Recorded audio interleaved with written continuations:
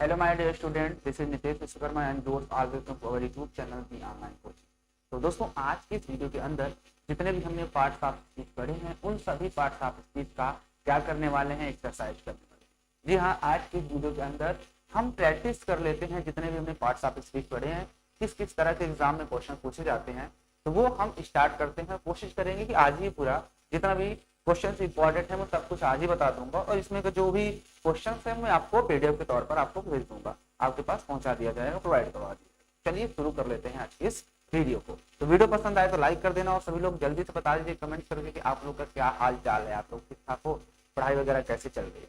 तो यहाँ पर मैंने सामने लिख दिया कि एक्सरसाइज फॉर प्रैक्टिस। अब इसका मतलब समझ जाना है किसका प्रैक्टिस करने वाले हैं। जाहिर सी बात है, हमने क्या पढ़ा है, अभी पार्ट ऑफ स्पीच ही पढ़ा, तो उसी को तो प्रैक्टिस ही होगा ना, तो और भी कोई प्रैक्टिस हो ही नहीं सकता है ना। तो चलिए आइए, हम सबसे पहले हमारे पास कुछ वर्ड्स दिए गए हैं, उन्हें आपको चेंज करना है।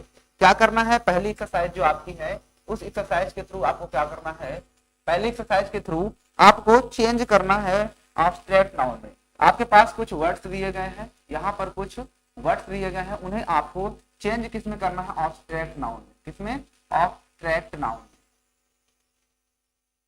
चेंज कर पाओगे। तो चलिए मैं आपके सामने कुछ लिख देता हूं पहले एग्जांपल, उसके बाद आप ट्राई करते रहिए। पहला आपके सामने मैं लिखता हूं मैन, पहला आपके पास मैन, फिर है फ्रेंड, फिर है बॉय, बॉय के बाद अगला है ब्रदर, ब्रदर, टीचर,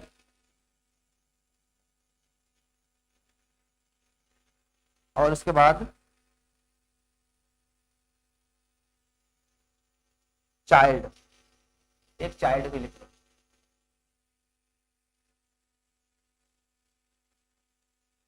एक चाइल्ड ये है, इन्हें चेंज करना है आपको बेटा। किसमें, इन सभी को आपको बदलना है, इन सभी को बदलना है एब्स्ट्रैक्ट नाउन में। एब्स्ट्रैक्ट नाउन जानते हैं जिस चीज को हम सिर्फ फील कर सकते हैं। जैसा बॉय को तो हम मैन को देख सकते हैं, लेकिन अगर मुझे मैन को एब्स्ट्रैक्ट नाउन बनाना होगा तो मैं क्या बोलूंगा, बता सकते हो? तो बोलेंगे इसको मैनहुड। क्या बोलेंगे, मैनहुड, मतलब मानवपन, आदमीपन जिसके अंदर होता है। फ्रेंड तो फ्रेंडशिप हो जाता है, फ्रेंड का क्या होता है, फ्रेंडशिप, फ्रेंडशिप। अगर हम बात कर लेते हैं बॉय का, तो बॉय का भी बॉयहुड हो जाता है। क्या हो जाता है, बॉयहुड, मतलब कि जिसमें बालकपन होता है ना, बच्चापन होता है, उसे बोलते हैं, क्या बोलते हैं, उसके बॉयहुड। ठीक है। उसके बाद अगला आता है आपका ब्रदर, तो ब्रदर का भी इसी प्रकार से बन जाएगा ब्रदरहुड। क्या बन जाएगा, ब्रदरहुड, जिसके अंदर भाईचारे का हमें बोध होता है, भाईचारा कहते हैं जिसके अंदर भाईचारा है, तो वहां पर क्या होता है, एब्स्ट्रैक्ट नाउन हो जाता है। अगला हम बात कर लेते हैं टीचर का, तो टीचर का होता है टीचरशिप। क्या होता है, टीचरशिप, टीचरशिप हो जाएगा। और उसके बाद चाइल्ड का डालते हैं, क्या होता है, चिल्ड्रन होता है। क्या होता है, चाइल्डहुड, क्या बोलेगा, चाइल्डहुड, बचपना जिसे बोलते हैं। ठीक है ना। तो आपको क्या करना है, इन सभी तरह के एग्जांपल्स को देख लेना है कि किस तरह से नाउन को वो एब्स्ट्रैक्ट नाउन में चेंज करवाता है, किसी भी वर्ड्स को। ठीक है ना। तो मुझे उम्मीद है आपको ये सारी चीजें क्लियर हो चुकी होंगी किस तरह से इसको किया जाता है। आइए आगे चलते हैं, अगली एक्सरसाइज देखते हैं, एक्सरसाइज नंबर 2। ठीक ना, एक्सरसाइज नंबर 2 देख लेते हैं क्या। एक्सरसाइज 2 में आपके पास है बेटा, यहाँ पर कुछ वर्ड्स दिए गए हैं, उसमें से तुम्हें बताना है कि कौन से इसमें से नाउन है। आपको उनसे बताना है कि नाउन जो है उसका टाइप है, नाउन बताना है कि वो नाउन किस टाइप का है। तो यहाँ पर वर्ड से लिखे गए हैं आपके सामने वर्ड, और उनका बताना है नाउन, कैसा नाउन है ये बताना है आपको। इस बार इसमें आपको नाउन कैसा है ये बताना है। तो चलिए आइए देख लेते हैं। पहला आपके पास है मैन। क्या है, मैन, मैन बताइए कैसा नाउन है। चलिए मैन है, बताइए मैन कैसा नाउन होता है, आप बता सकते हो कि मैन किस नाउन में जाएगा, बोलिए। अगर मैं किसी को आदमी बोलता हूँ कि वो आदमी जा रहा, तो आदमी, जाहिर सी बात है कि मैं उसका एग्जैक्ट नाम नहीं बता रहा हूँ। कोई भी आदमी होगा तो मैं उसे आदमी बोलूंगा ना, तो जब तक उसे एग्जैक्ट नाम नहीं पता होता तब तक वो क्या होता है, कॉमन होता है। क्या होता है, कॉमन नाउन। तो ये इसका मतलब ये कॉमन नाउन हो जाएगा। उसी तरह से आपके पास चाइल्ड है, छोटा बच्चा है, वो भी आपका कॉमन नाउन में चला जाएगा। आगे हम बात कर लेते हैं गंगा, जो गंगा रिवर तो जानती हो ना, तो गंगा, अगर आपके पास गंगा आता है तो गंगा जानते हो ना, एक नदी का नाम है, और ये प्रॉपर नाउन हो जाए, क्योंकि एग्जैक्ट उसका नाम पता है, गंगा है, यमुना है, या किसी जगह का नाम होता है तो सब प्रॉपर नाउन में जाते हैं। अगला हम बात कर लेते हैं आर्मी। आर्मी की अगर मैं बात करता हूं, आर्मी, या फिर हम बात कर लेते हैं क्लास की, या फिर आपके पास फैमिली आ जाती है। क्या आ जाती है? फैमिली। कुछ मैं बोलता भी हूँ लिखता नहीं हूँ तो उनको भी समझ जाना। Family, army, class. यहाँ पर ये चले ना ग्रुप की बात कर रहा है, तो ग्रुप में हमने एक ही पढ़ा था, कलेक्टिव नाउन। क्या पढ़ा था बेटा? Collective noun. कलेक्टिव नाउन उसी को हम बोलते हैं। मैं सिर्फ कलेक्टिव लिख रहा हूँ तब भी आप समझ जाना, क्योंकि ऊपर तो नाउन मैंने लिख दिया है। ठीक है ना, समझ गया बात को? ओके, आगे हम बात कर लेते हैं गोल्ड की। अगर आपके पास गोल्ड आता है या फिर मिल्क आता है, या मिल्क के बाद आपके पास ऑयल आ जाता है। अगर आप पूछे ये सब क्या है, तो मैंने बताया था ना, जितने भी आपके ऑयल होते हैं, लिक्विड की चीजें होती हैं, जमीन से निकलती हैं, वो ज्यादातर सारी चीजें किस में आ जाती हैं? तो ये सभी किस में आती है? नाउन तो होती हैं। और ये कैसे होते हैं आपको ये बताना चाहिए, मटेरियल होते हैं, लेकिन मटेरियल में कैसे हैं? तो अनकाउंटेबल। क्या बोलेंगे इनको? अनकाउंटेबल। अनकाउंटेबल। अब अगर बोलना चाहो तो मटेरियल भी बोल सकते हो इसको, मटेरियल। ठीक है ना? ओके, अगला हम बात कर लेते हैं विजडम। किसी के अंदर जो बुद्धिमत्ता होती है, या फिर काइंडनेस होता है, दयालुपन होता है, या फिर एक एग्जांपल और देख लेते हैं, ऑनेस्टी होता है, HONESTY। तो मैं बेटा पूछूं तो ये सारे किसमें होती है? सभी को हम सिर्फ फेल कर सकते हैं। तो जिसको हम फेल कर पाते हैं, मैंने तुम्हें बताया था कि वो सभी किस में जाते हैं, तो उन सभी को बेटा हम ऑब्स्ट्रैक्ट नाउन में रखते हैं, जिसको हम सिर्फ फील कर सकते हैं, ना तो देख सकते हैं, ना तो सुन सकते हैं। तो कहते हैं इसकी ये चोर है, तो चोर को हम क्या देख के बता सकते हैं क्या कि चोर है? किसी के माथे पे थोड़ा लिखा होता है, उसका मतलब हम फील करते हैं, हाँ इसने चोरी किया है, कई बार पकड़ा गया है, ये चोर है, इसके अंदर चोरीपन है, ये डकैती करता है, ये हमारे यहाँ भी आएगा तो कुछ ना कुछ चुरा ले जाएगा। तो ऐसे लोगों को सतर्क रहना चाहिए। तो इन सभी चीजों को बेटा बोलते हैं क्या? क्या बोलते हैं इसको? Obstruct noun. क्या बोलते हैं? Obstruct noun.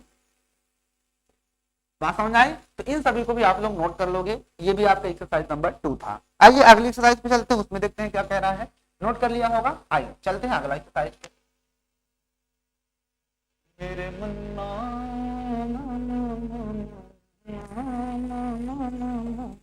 कितनी सी है दिल की आरज़ू। इसमें आपको बताना है noun, point out the noun. आपको बेटा इस सेंटेंस में पॉइंट आउट द नाउन करना है, point out the noun, point out the noun. मतलब बेटा ये है, इस प्रश्न के कहने का मतलब नाउन, नाउन से लिखा गया है। इसका मतलब ये है कि आपके पास जो सेंटेंस दिए गए हैं उसमें एक से ज्यादा भी नाउन हो सकते हैं, इसीलिए यहां पर लिखा गया है पॉइंट आउट द नाउन। ठीक है, तो आइए पहला एग्जांपल आपके सामने देखता हूं और देखता हूं कितने लोग हैं जो इस प्रश्न का सही जवाब दे पाते हैं। पहला क्वेश्चन आपके पास है, honesty is the best policy. Honesty is the best policy.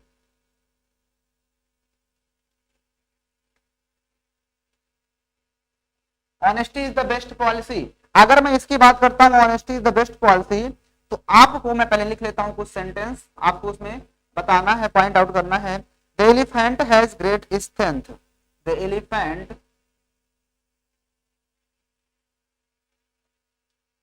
Has great strength.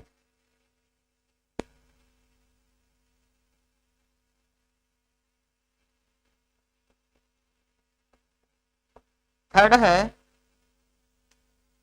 The king is just. ऐसे बहुत सारे एग्जांपल्स आपकी बुक में लिखे, मैं सारे नहीं लिखूंगा, कुछ मैं लिख देता हूं। द बॉयज आर प्लेइंग, ये बहुत आसान होता है। द बॉयज आर प्लेइंग, ये मैंने सेंटेंस लिख दिया। अब आप बाकी की आप अपने कर लोगे। इसमें आपको ये बताना है कि इसमें नाउन कहाँ पे है। तो नाउन सिर्फ बोला, उसने नाउन का प्रकार नहीं बताया कि नाउन कैसा हो सकता है। सिर्फ आपको नाउन बता देना है कि जो भी नाउन कलेक्टिव हो, प्रॉपर हो, कॉमन हो, मटेरियल हो, कुछ भी नाउन हो, आपको सिर्फ नाउन बता देना, उसको पॉइंट आउट तब बाहर लिखना है। तो मैं यहाँ पर सिर्फ अंडरलाइन कर दूंगा, आप अपने से लिख लेना पॉइंट आउट। यहाँ पर साफ साफ आपको दिख रहा है कि ऑनेस्टी की बात कर रहा है। एलिफेंट यहाँ पर आपका नाउन है। द किंग यहाँ पर है। यहाँ पर बॉयज की बात कर लेते, ये सभी आपके नाउन हो जाते हैं। तो मुझे उम्मीद है ये सारा कुछ आपको समझ में आ गया होगा। आइए आगे चलते हैं, अगली एक्सरसाइज को देखते हैं। अगली एक्सरसाइज जैसे यहाँ पे और लिखा है कि we are all love honesty, तो we are all love honesty, तो ऑनेस्टी यहाँ पर वर्ड आ रहा है, वी नहीं होगा, वी क्यों नहीं होगा, क्यों, क्योंकि वी तो होता है प्रोनाउन, सिंपल है। तो अगला एग्जांपल आपको वही आएगा अभी, जिसमें आपको बताना होगा यही चीज को, ठीक है। आइए इसको हटा दें, एक्सरसाइज नंबर 4 चलते हैं। आइए एक्सरसाइज नंबर 4 देख लेते हैं। एक्सरसाइज नंबर 4, इसको हटाते हैं। इसमें पॉइंट आउट दी, इसमें भी नाउन को ही पॉइंट आउट करना है। तो जैसे लिखा है राकेश गोज टू आगरा, तो राकेश गोज टू आगरा, तो चलो एक सेंटेंस और देख लेते हैं। इसमें अभी आगे कुछ और टाइप्स के दिए हैं क्वेश्चन, तो और देख लेते हैं। Rakesh goes to Agra with his sister, with his sister, ठीक है। अगला चलते हैं, the crowd was very big, crowd was very big. अगला आता है we all love honesty, we all love honesty. अगला है आपके पास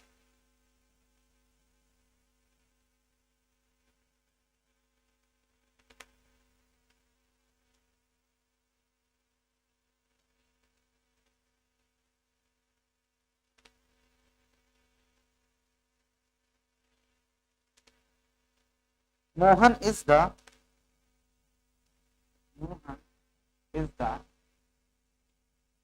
कैप्टन ऑफ द टीम,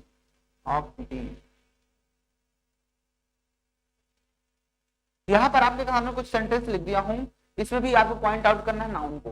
तो नाउन मैंने बताया था कि नाउन से मतलब ये है कि एक से ज्यादा भी हो सकते हैं। तो राकेश, तो जाहिर सी बात है जब किसी का नाम आता है तो वो आपका नाउन होता है। गोज टू आगरा किसी प्लेस का नाम आता है तब भी वो एक आपका नाउन होता है, हिज सिस्टर नहीं है, वो तो आपका हिज सिस्टर दूसरा चीज रहेगा। यहाँ पर बात कर लेते हैं क्राउड, तो भीड़ आपका कलेक्टिव नाउन में जाएगा। वाज वेरी बिग, अब कुछ नहीं होगा इसमें। वी आप नहीं कह सकते, वी तो आपका प्रोनाउन है ना, जिसको हम नाउन की जगह पे यूज करते हैं। लव ऑनेस्टी, तो यहाँ पर आपका ऑनेस्टी जो हो जाएगा ये हो जाएगा। मोहन, यहाँ पर मोहन भी आपका नाउन है, is the captain of the team. तो आप देखो यहाँ पर इस टीम की बात कर लेते हो, टीम की बात करते हो, तो टीम एक प्रकार से ग्रुप होता है, कलेक्टिव नाउन होता है वो। तो इस तरह से आपका ये चीज भी समझ में आ जाना चाहिए। बात क्लियर हुआ या फिर नहीं हुआ? मुझे उम्मीद है ये चीज भी आपको बहुत बढ़िया तरीके से समझ में आ गई होगी। आइए क्वेश्चन नंबर 5 पर चलते हैं। आइए क्वेश्चन नंबर 5 देख लेते हैं क्या कह रहा है, मतलब एक्सरसाइज नंबर 5। तो इसको हटा दूं। आइए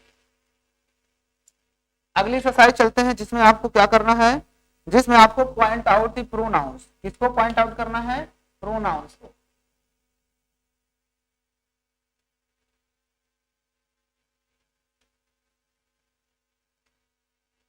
pronoun,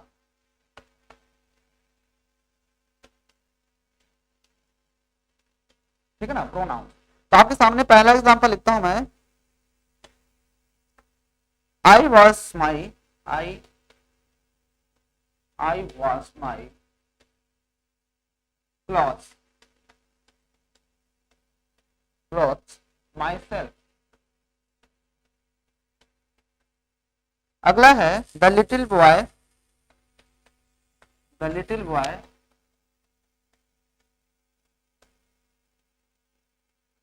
was weeping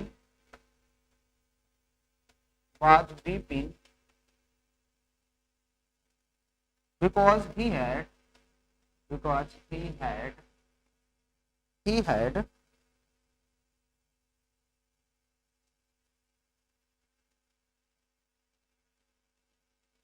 lost his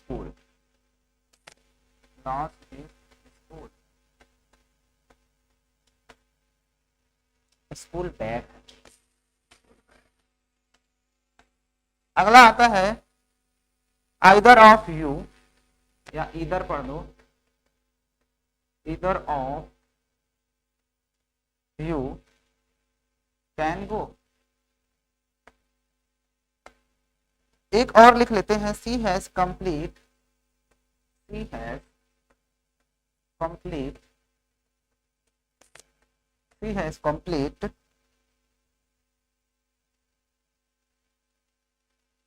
completed her work, completed her work. ये आपके पास सेंटेंस लिख दिया गया है। अब आपको बेटा क्या करना है, इन सेंटेंसेस को भी क्या करना है, प्रोनाउंस को ढूंढना है। तो प्रोनाउन आपके सामने कई तरह के बताए गए थे, तो आइए पहले में देखते हैं। तो प्रोनाउन तो पहली बार बताया था आई, माई, मी, ये सब होंगे। तो आई के हिसाब से माई बन गया। प्लस माई सेल्फ भी आपका एक प्रोनाउन था, रिफ्लेक्सिव प्रोनाउन होता था ना, तो याद रखना इसको, रिफ्लेक्सिव प्रोनाउन। और एक मैंने एम्फेटिक प्रोनाउन बताया था। अब आगे आते हैं द लिटिल बॉय। तो यहाँ पर द लिटिल, लिटिल मैंने बताया था ना, जब कोई कम थोड़ा सा चीज होता है तो वहां पर भी आपका होता है was weeping because he यहाँ पर he had lost his school bag। अब नहीं होगा his है, ये his भी आपका प्रोनाउन हो जाएगा। आगे आते हैं तो either of you, तो याद करो either ये सब होता था ना, कैन, यू भी आपका एक प्रोनाउन होता है। सी भी आपका प्रोनाउन है। कंप्लीटेड हर वर्क भी आपका, मतलब हर भी आपका एक प्रोनाउन है। मुझे उम्मीद है कि ये सारी चीजें आपको समझ में आ गई होंगी। आइए चलते हैं अब आगे बढ़ते हैं और चीजों को और अच्छे से देखते हैं। अगले एक्सरसाइज में बेटा हमें एडजेक्टिव को देखना है। क्या एडजेक्टिव जो होते थे उसमें हम किस तरह से फाइंड आउट करेंगे एडजेक्टिव क्या होता है। एडजेक्टिव मैंने बताया था कि जो कि मॉडिफाई करता है किसको, नाउन या तो प्रोनाउन को। जो नाउन या प्रोनाउन की विशेषता बताता था वही हमारा होता था क्या, एडजेक्टिव। एडजेक्टिव किसी की विशेषता बताता है। जैसे मैं कह दूं कि मैं काला हूं, अर्थात नितेश निराला क्या हो गया, काला हो गया। तो यहाँ पर जो काला वर्ड है ये क्या है, एक ब्लैक वर्ड जो आया ये विशेषता बता रहा है, ठीक है ना। मैं कह देता हूँ कि यू आर सो ब्यूटीफुल, तो मैं कहता हूँ कि तुम बहुत ही सुंदर हो। तो यहाँ पर जो तुम्हारे नाम से पहले शो मतलब ब्यूटीफुल से पहले लगा रहा हूँ यू आर सो ब्यूटीफुल, या कह दो कि यू आर ब्यूटीफुल, तुम सुंदर हो, अर्थात तुम कैसी हो, सुंदर हो। जहां पर कैसी हो ऐसे वर्ड आते हैं, कहाँ, ये सब आपके उसमें जाते हैं, किसमें, एडजेक्टिव बताते हैं। तो यहाँ पर तुम कैसी हो अर्थात तुम्हारे अंदर गुण को बता रहा है कि तुम अच्छे हो, साफ सुथरे हो। चलिए अगला आते हैं एडजेक्टिव को देखते हैं। अब हम देखेंगे एडजेक्टिव्स को। एडजेक्टिव को हमें फाइंड आउट करना होगा, तो आइए इसको हटा देते हैं और यहाँ पर एडजेक्टिव्स को लिखते हैं। फाइंड आउट द एडजेक्टिव्स, समझ जाना इस चीज को, ठीक है ना। आइए कुछ एग्जांपल्स लिख लेते हैं, उसके बाद बात करते हैं। पहला, I have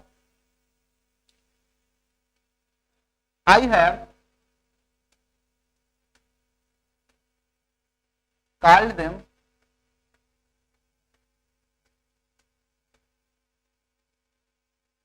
several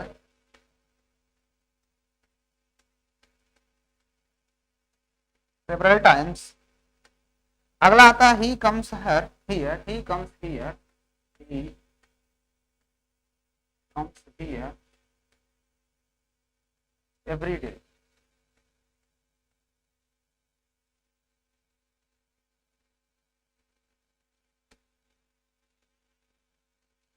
every day।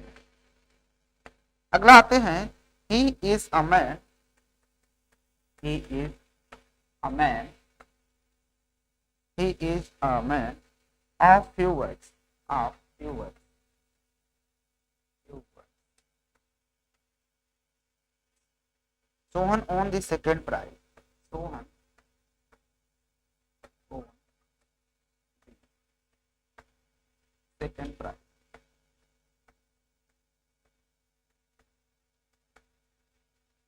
ये मैंने आपके सामने सेंटेंस, इसमें भी आपको क्या करना है, बताना है कि यहाँ पर कौन सा किस में प्रीपोज एडजेक्टिव का यूज हुआ है। क्या आप में से कितने लोग हैं जो इस चीज को बता सकते हैं। तो चलिए देख लेते हैं कुछ सेंटेंस। यहाँ पर आपके सामने लिखा है कि point out the adjective. Adjective मैंने बताया जो किसी की विशेषता बताता है। Adjective of quality, adjective of quantity, demonstrative, adjective है ना, डिस्ट्रीब्यूटिव एडजेक्टिव था ना, इंट्रोगेटिव एडजेक्टिव, बहुत सारे एडजेक्टिव बताए थे। तो जो भी दिखेगा आपको ही बताना है। तो यहाँ पर आई हैव कॉल्ड देम, मैं उसे कई बार बुलाया, कितने बार, सेवरल टाइम, सेवरल कई टाइम बुलाया। तो यहाँ पर जब भी एडजेक्टिव ऑफ क्वालिटी या एडजेक्टिव ऑफ क्वांटिटी की बात आती है, एडजेक्टिव ऑफ नंबर की बात आती है, तो यहाँ पर एडजेक्टिव ऑफ नंबर है, सेवरल मतलब कई टाइम बुलाया। He comes have here every day, तो वहां यहाँ पर क्या आता है, कब आता है, एवरी डे मतलब प्रतिदिन आता है। तो यहाँ पर ये वर्ड जो है आपका एडजेक्टिव हो जाएगा। He is a man of few words, तो फ्यू भी आपका एक एडजेक्टिव ऑफ क्वांटिटी है। Sohan was the second prize, adjective of number है, जब सीधा सीधा नंबर पता चलता है 2 3 4 10 सेकंड थर्ड फोर्थ, तो ये आपके एडजेक्टिव ऑफ नंबर्स होते हैं। तो ये सभी सभी कहने मतलब एडजेक्टिव हैं। तो मुझे उम्मीद है ये चीज भी आपको समझ में आ गई होगी। नहीं समझ में आई? आ गई होगी ना। चलिए एक और लिख दो। अच्छा 5 कम से कम पूर्ण कर दिया करो। आइए एक और देख लो, एक और देख लो। आई हैव या which pen, which pen, which pen, which pen will you prefer, मतलब तुम कौन सा पेन क्या करोगे, लोगे। तो यहां पर ध्यान से समझना, बताया था कि एडजेक्टिव ऑफ एक आपका क्या होता है, एडजेक्टिव ऑफ या इंट्रोगेटिव एडजेक्टिव से होता है। तो यहाँ पर आप साफ साफ देख सकते हो इंट्रोगेटिव साइन बना है, जिसका मतलब इंट्रोगेटिव वर्ड्स जो होते हैं वही इंट्रोगेटिव एडजेक्टिव का काम करते हैं। तो यहाँ पर जो आपका विच वर्ड आया है, दिस इज एडजेक्टिव। कैसा एडजेक्टिव? तो इंट्रोगेटिव एडजेक्टिव। बात समझ में आई या फिर नहीं समझ में आई?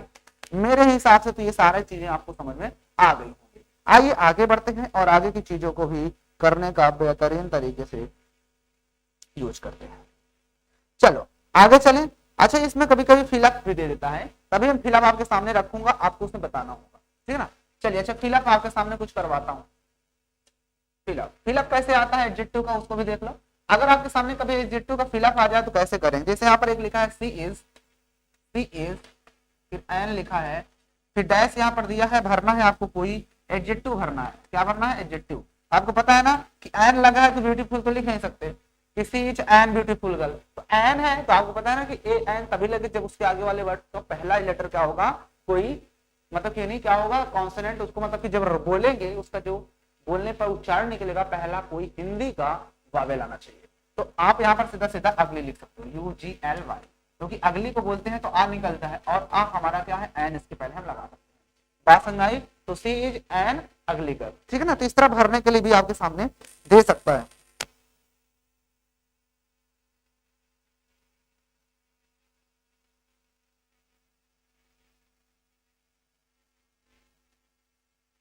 ठीक है। जैसे एक और दिया है, this is a dash, this is a very, यहाँ पर वेरी भी लिखा हुआ है, this is a very dash. अब यहाँ पे आपको भरना है, क्या भरना है, बुक यहाँ पर दिया है, तो क्या भरोगे, तो आप सीधे सीधे देख सकते हो, this is a very interesting book. क्या भर दोगे यहाँ पे, this is a very interesting book, interesting book बिल्कुल लिख सकते हैं। नहीं समझ में आया? आओ चलिए अब आते हैं आगे। अब एडजेक्टिव का भी काम खत्म हो चुका है, अब आते हैं आगे। एडजेक्टिव के बाद अगला आता है आपका,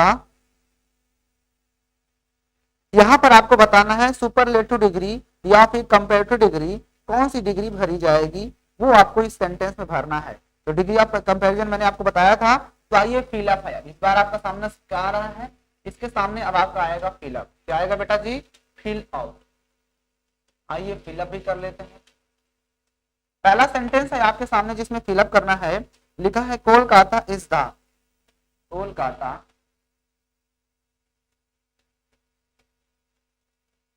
कोलकाता इज द डैश, भरना है यहाँ पे city in India, city in India. यहाँ ब्रैकेट में आपके पास दिया है बिग का, बिग का जो भी आएगा कंपेरेटिव सुपरलेटिव जो भी भरना है वो भरा जाएगा। अगला है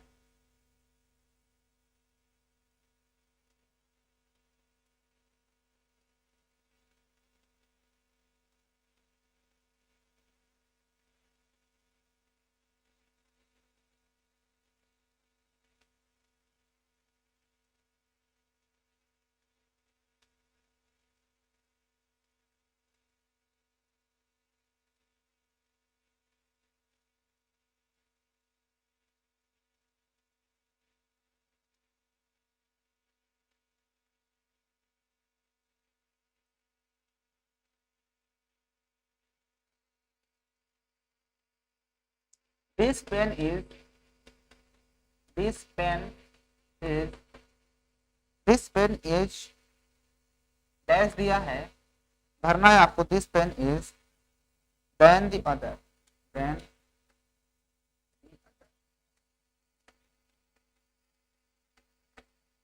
और इधर ब्रैकेट में है आपके पास गुड, इसमें भरना है आपको। आइए अगला देख लेते हैं। Kapil Dev, Kapil Dev is the dash bowler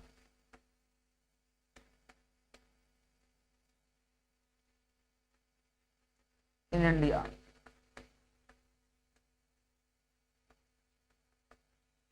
इसमें भी आपको भरना है किससे, फास्ट। आइए अगला देख लेते हैं। Tulsi is uh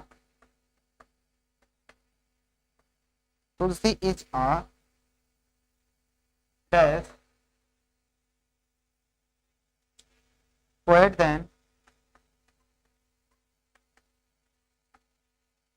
than Kabir. यहाँ पे आपको भरना है किसका, गुड का। एक और देख लो, who is the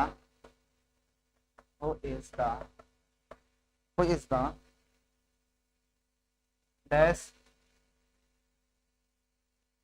boy in your school, boy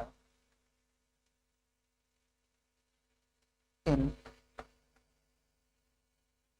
your class. यहाँ पर लिखा है फैक्ट।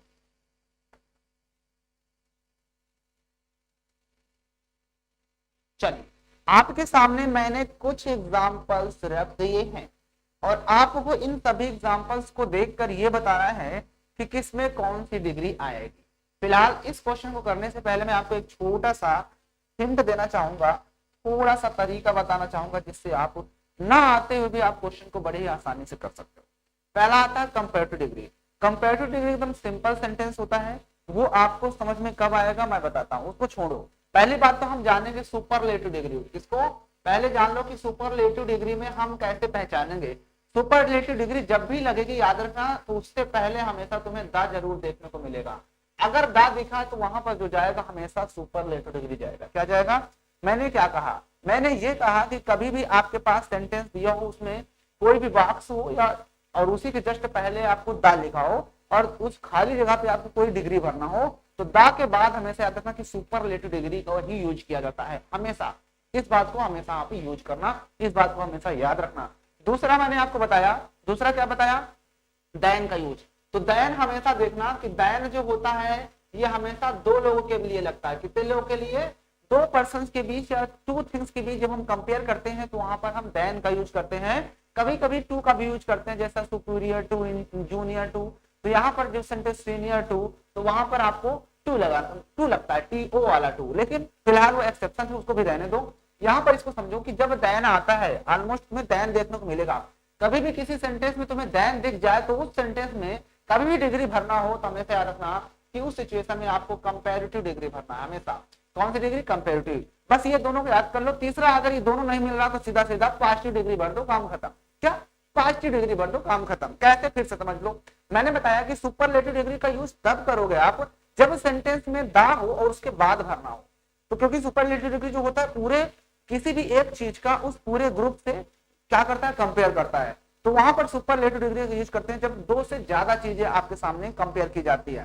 बात क्लियर हुई? तो वहां पर आपको दा के बाद अगर कभी भी सुपरलेटिव डिग्री भरना हो तो याद रखना कि जहां पर सुपरलेटिव डिग्री भरना है उससे पहले अगर दा दिखा हो तो समझ जाना कि वहां पर सुपरलेटिव डिग्री आएगा। आइए सेंटेंस देखते हैं। यहाँ पर आपको दा दिख गया ना, और यहाँ पर भरना है। तो मैंने कहा था ना कि अगर दा के बाद अगर कभी भी आपको भरना पड़ जाए तो सुपरलेटिव डिग्री भरेंगे। तो बिग का सुपरलेटिव डिग्री क्या होता है बेटा? तो बिगेस्ट होता है। क्या होता है? बिगेस्ट। नहीं समझ में आया? बिल्कुल अच्छे समझ में आ गया होगा।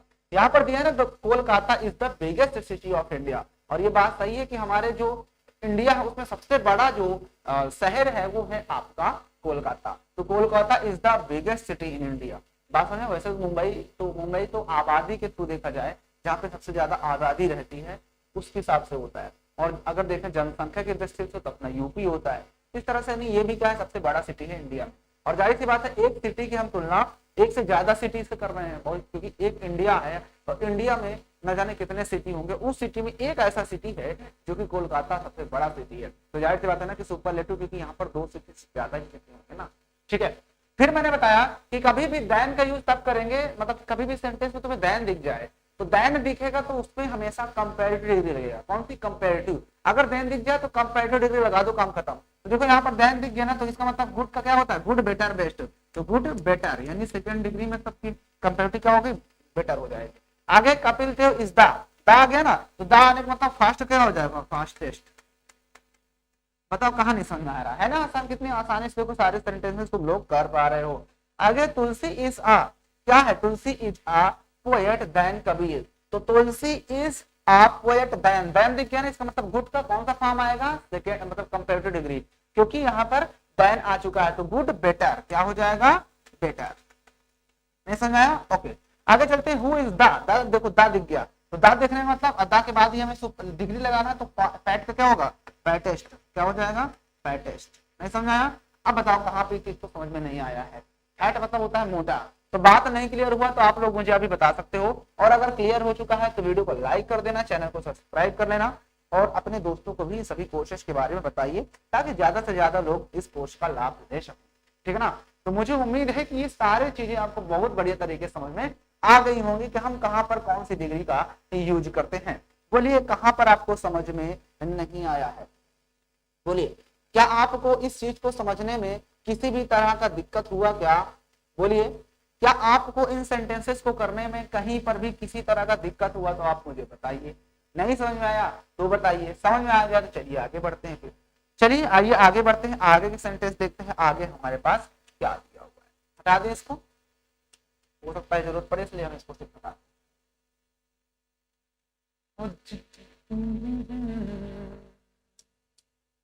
आइए अगला देखते हैं हमारे पास क्या करना है अगली एक्सरसाइज में।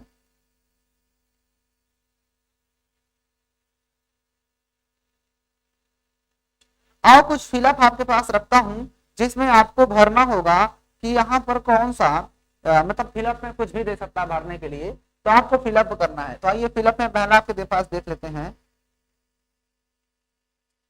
He was absent from, he was absent from the office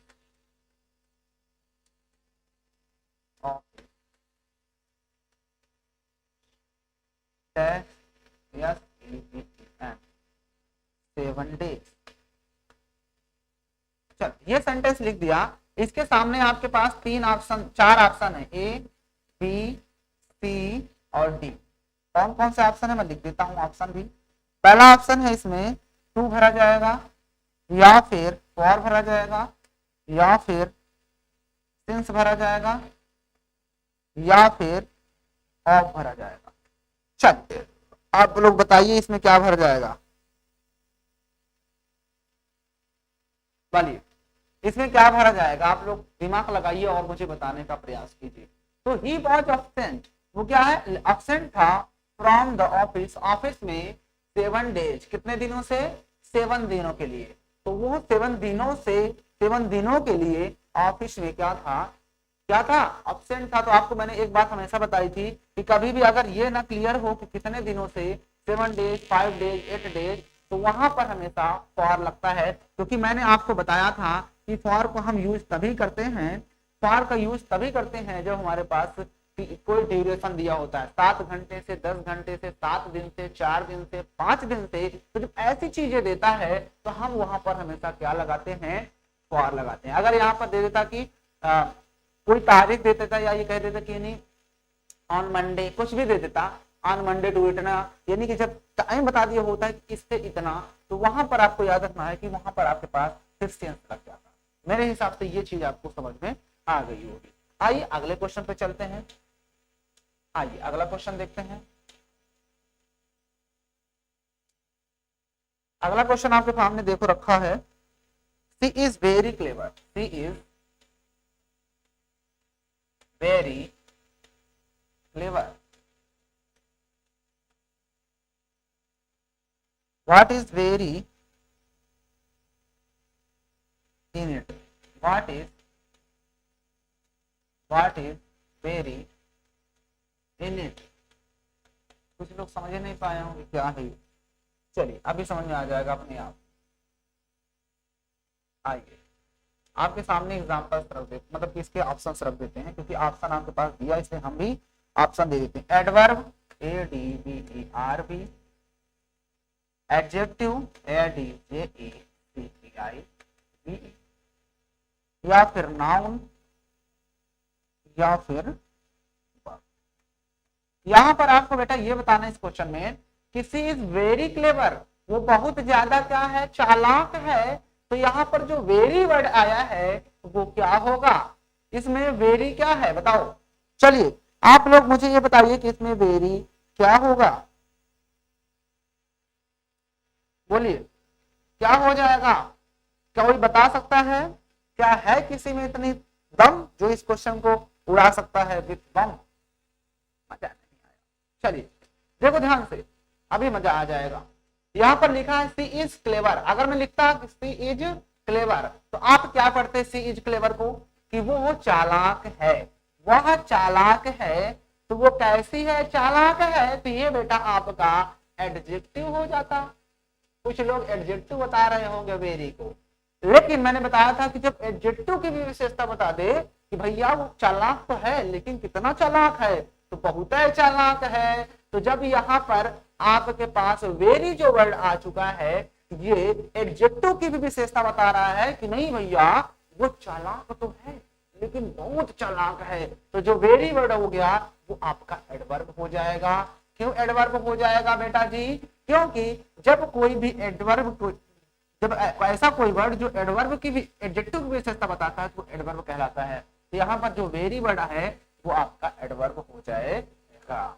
बात क्लियर हुआ या फिर नहीं हुआ, मुझे उम्मीद है ये भी आपको समझ में आ गया होगा। आइए एक एग्जांपल और देखते हैं। इस तरह आपके सामने एग्जांपल भी आ सकते हैं। क्या करना है वो सब कुछ आपके पास दिया रहा करेगा क्वेश्चन में ही, कि आखिर आपको इस क्वेश्चन में क्या बताना है। तो आइए अगले क्वेश्चन में देखते हैं क्या बताना है। अगले में भी यही चीज था, इसको लिख लेते हैं, इसको हटा दें। आइए एग्जाम्पल आपके सामने लिखते हैं कि I entered the house, I entered the house, I entered the house quickly, quickly quickly quickly. What is quickly, what is quickly, quickly है क्या, ये 20 लिखा हुआ है इन इट।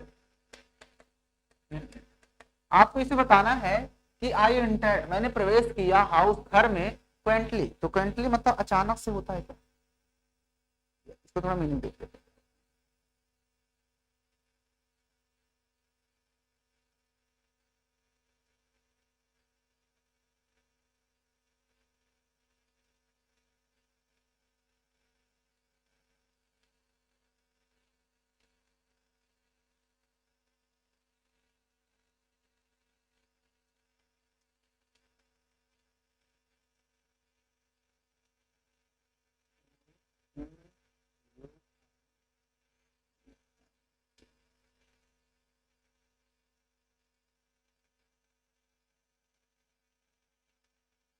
इसे भी नहीं दिखा रहा है।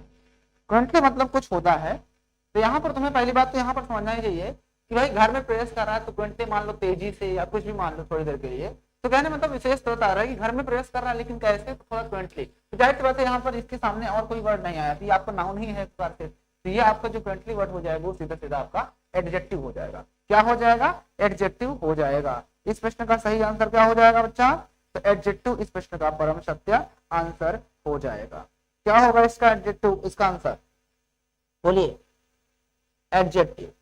ठीक है, बताइए अब कहां पर आपको समझ में नहीं आया, बताइए कहां पर आपको समझ में नहीं आया इन क्वेश्चन। मेरे हिसाब से आपको ये सारे क्वेश्चन समझ में आ गए। आइए अगला क्वेश्चन पे चलते हैं। आइए एक दो क्वेश्चन और देख लेते हैं।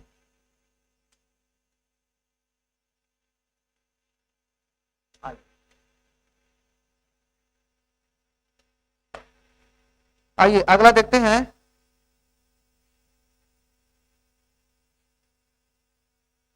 He is hard working, he is hard working,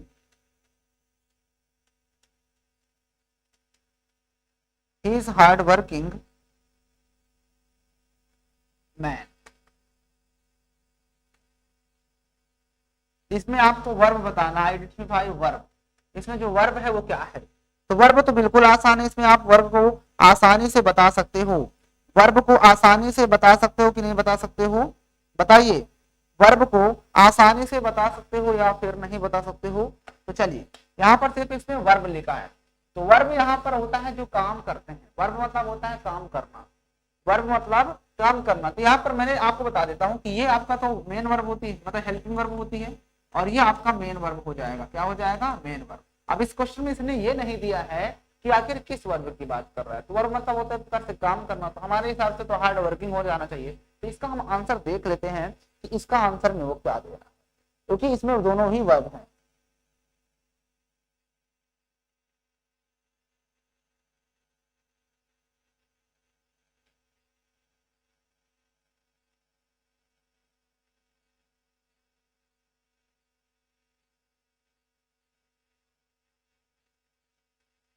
इसमें इज दे रहा है आंसर, कौन सा? इज को। तो यहाँ पर इज को लिया, जानते हो रीजन भी इज का हो सकता है। रीजन ये है कि हार्ड वर्किंग मैन का मतलब ये आपका मेन वर्ब नहीं हो सकता। अगर हम इसकी बात करें तो ये मेन वर्ब नहीं होता, सिर्फ हार्ड वर्क लिखा होता तब हो जाता। यहाँ पे हार्ड वर्किंग मैन मतलब उस आदमी की विशेषता ही हो गई हार्ड वर्किंग मैन। कैसा आदमी है? तो हार्ड वर्किंग। तो यहाँ पर आप इसको कह सकते हो, ये एडजेक्टिव दिया हुआ है। तो यहाँ पर जो आपका वर्ब है वो सिर्फ और सिर्फ यही हो जाएगा, इज हो जाएगा, इसमें दूसरा ऑप्शन नहीं होगा। ठीक है, चलिए आइए एक दो एग्जांपल और देखते हैं।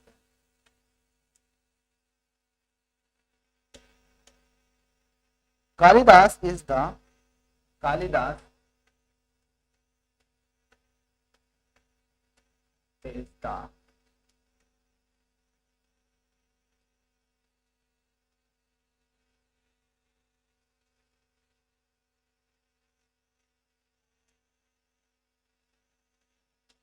शेक्सपियर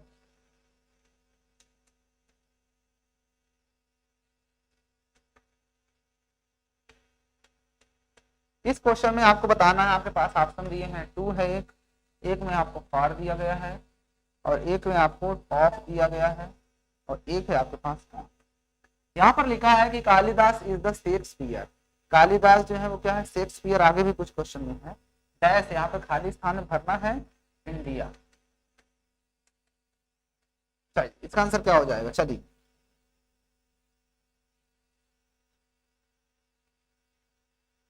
बताइए, आपके सामने क्वेश्चन है और बताइए इसमें कौन सा ऑप्शन करेक्ट होगा। क्या आप में से कितने लोग हैं जो इस क्वेश्चन को सही आंसर साबित कर सकते हैं, सही आंसर बता सकते हैं? तो चलिए, कालिदास मतलब कालिदास इज द शेक्सपियर। वो क्या है? शेक्सपियर है। कहाँ के? Of India. कहाँ के? ऑफ इंडिया, मतलब भारत में उनको शेक्सपियर कहते हैं ना कालिदास जी को। तो यहाँ पर Kalidas is the Shakespeare of India. ठीक है ना? तो इसका सही आंसर जो हो जाएगा वो हो जाएगा ऑफ। क्या हो जाएगा? ऑफ। चलिए अगला क्वेश्चन पे चलते हैं, एक दो क्वेश्चन और देख लेते हैं, उसके बाद आप क्या हुआ? I am very sorry, I am very sorry, I am very sorry, खाली स्थान दिया है बीइंग लेट, बीइंग लेट, यही लिखा है बीइंग लेट। इसमें का आपको आंसर बताना है कौन सा सही होगा। आपके सामने आंसर भी हम रख देते हैं, कौन सा इसमें का आंसर? एक है from, F R O M, second है आपके पास एफ ओ आर, थर्ड है ऑप्शन आपके पास इसमें का टू ऑफ, टू ऑफ। चलिए इस प्रश्न का भी आप लोग सही आंसर दे दीजिए कि इस प्रश्न का सही आंसर कौन सा होगा। चलिए आप लोग बता सकते हो इसका सही आंसर क्या होगा, बताइए। सेंटेंस जो होते हैं इस तरह के बेटा, उन सेंटेंस को तुम पढ़कर भी आप बता सकते हो कि कौन सा ऑप्शन हो सकता है। फिट करके देख लिया करो जब आपको समझ में ना आए तो। जब आपको समझ में नहीं आता तो आप फिट करके देख लिया करो। जैसा लिखा आई एम वेरी सॉरी, मैं बहुत ज्यादा क्या हूँ? दुखी हूँ, बीइंग लेट, लेट होने के लिए। तो क्या होगा, ऑफ लेट के, या फिर फ्रॉम लेट से, या फिर टू, या फॉर। तो सीधा सीधा बनेगा आई एम वेरी सॉरी। लोग बोलते भी हैं कि बहुत ज्यादा मुझे खेद है for being late, for being late. तो यहाँ पर आपका बेटा फॉर आ जाएगा। समझ में आया बात? बात क्लियर हुई या फिर नहीं हुई? तो आई एम वेरी सॉरी में मुझे बहुत ज्यादा दुख है फॉर बीइंग लेट, लेट होने के लिए, क्योंकि मैं लेट हो गया, इसलिए I am very very sorry. तो मुझे उम्मीद है कि ये बहुत ही बढ़िया तरीके से आपको सारी चीजें समझ में आई होंगी। तो यहाँ पर आपका जो भी मैं मतलब कि एक्सरसाइज था मैंने ऑलमोस्ट करवा ही दिया है, आपके पास पहुंचा दूंगा पीडीएफ के तौर पर भी, ठीक ना। बाकी आपकी बुक में बहुत सारे एग्जाम्पल आप कीजिए, नहीं आता तो आप उसको भेजिए, कैसे भी करके आपको बताया जाएगा, ठीक है ना। बात क्लियर हुई, ठीक ना। और इसी के साथ साथ वीडियो को करेंगे यहीं पे एंड, और मिलेंगे फिर आपसे टेंसेस के साथ। अब इसके बाद हम टेंस सीखेंगे। जी हाँ, पार्ट्स ऑफ स्पीच सीखने के बाद अब हम टेंस पर क्या लगाएंगे, नंबर लगाएंगे। तो वो भी बहुत ही समझ में आएगा, आसानी से समझ में आएगा। तो अगली वीडियो हम टेंस के साथ मिलते हैं आपसे, तब तक के लिए जय।